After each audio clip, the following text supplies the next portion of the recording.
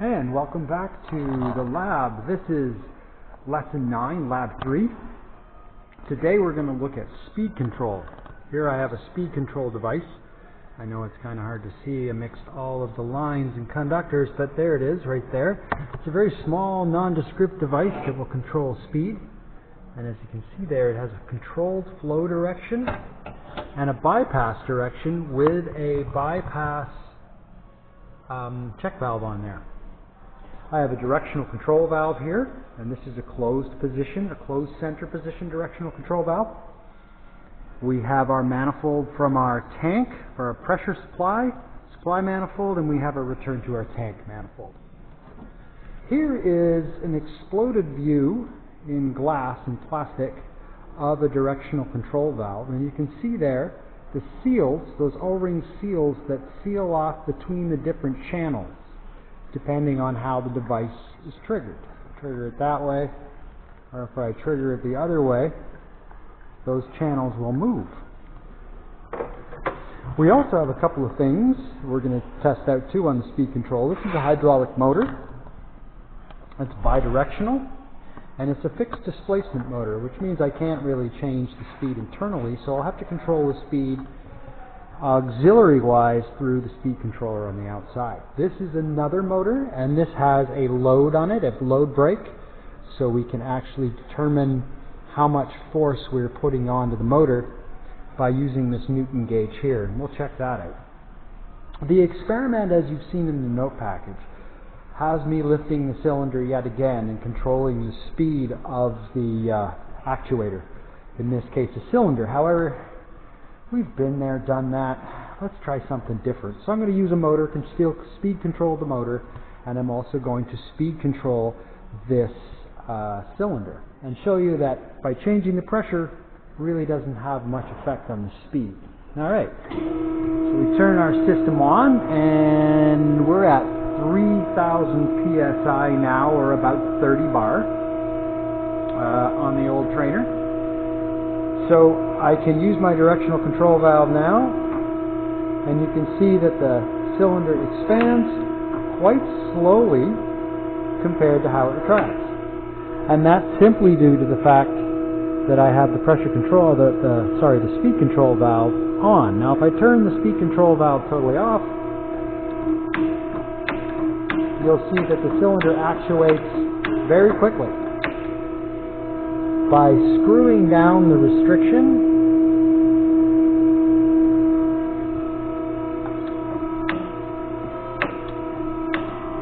not quite enough yet, just a little bit more there. There we go. And you'll see that the pressure really is affected a little bit, but really not that much. But the speed, however, is controlled. I can swamp that down a little bit more, really slow the progression of that cylinder, although it is still driving a fair amount of force on there, still driving 30 bar. Okay, so let's try it now by changing the pressure of the system. Let's bump the pressure up as high as she'll go, 35 bar. Really no difference in the speed. So the speed control is independent of the pressure, is really what we're getting at here. Now if I take this and I drive that pressure down, there we go, and you can hear that pressure reduction valve working, and I'll drop that right down to 10 bar. Choke it right off. Oh, 15. Okay, see what happens.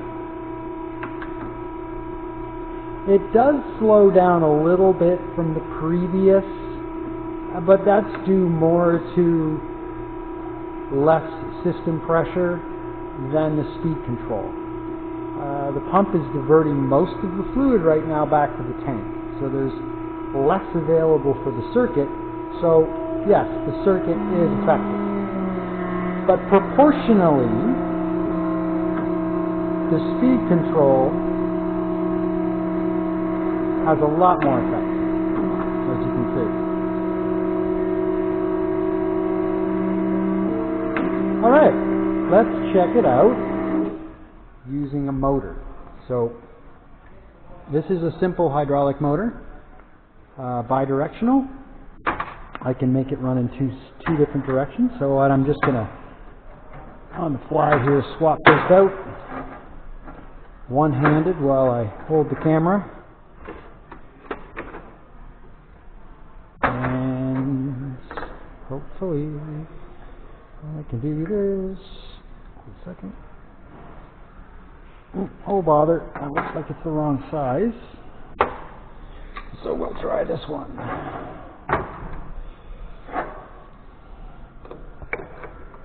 There we go.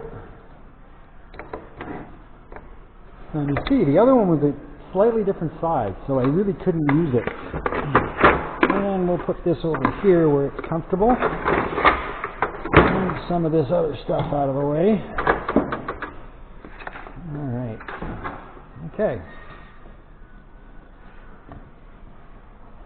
I might want to put a few I want to put a couple of longer hoses on that, just to make life easier. Set this device down here so we can keep recording.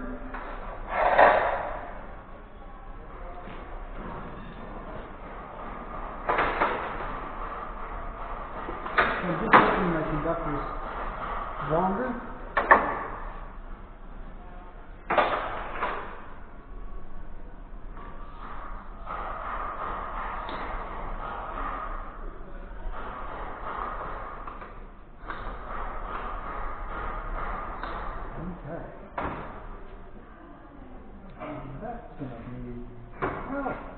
I can get a pretty good look at it right there. Okay.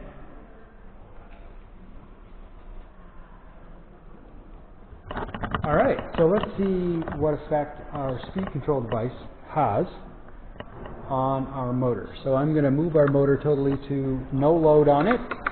It's just got a simple friction brake on here on springs. That's attached to this counter. And as I actuate the motor, you see it spins in one direction and spins in the other direction quite slowly.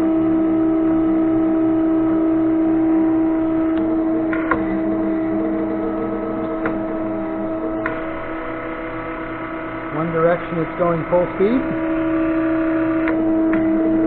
and the other direction it has a reduced speed. Now, let's drop the pressure again down to its minimum, system minimum on here, and let's see what happens.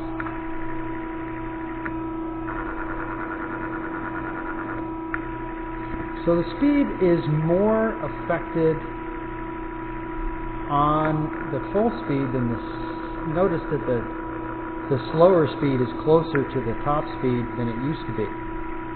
And again, that's because of the reduced flow through the unit, because most of our flow is going back to the tank. Okay, because there's less restriction for the fluid to go back to the tank, so the fluid doesn't want to have to go through the circuit. Let's turn it right back up to maximum pressure. And as you can see that there's a definite demarcation between the fast and the slow there. Okay, let's add a little load to this. So I just add a little load by literally putting some force on that.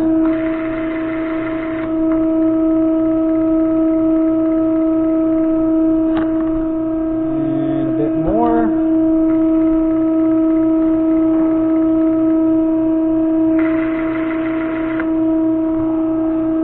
A bit more still.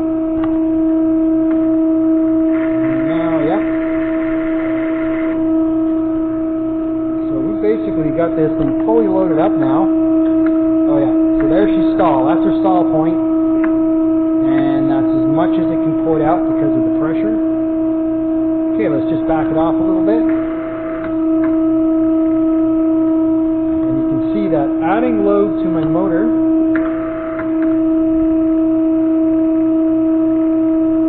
doesn't do much to the speed, but here's the thing. If I reduce the pressure here,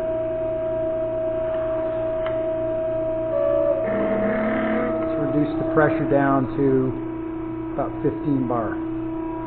Half. still. Crank it up there. So you can see that a hydraulic motor has the ability to develop quite a lot of torque through there. So she's pretty much stalled out there at minimum pressure. Let's see if we can't get it to move by cranking the pressure up a little bit. So let's try that up to 20 bar. No problem. So you see that the pressure on the system has a lot to do with the amount of load that the motor can run or the cylinder can run. The speed control is independent of that based on the amount of flow through the restriction. So I can turn that on and I barely get it to move now. Okay, so we're right at the maximum at that pressure. So let's crank it up a bit. Let's crank it up to 25 bar. It moves that load.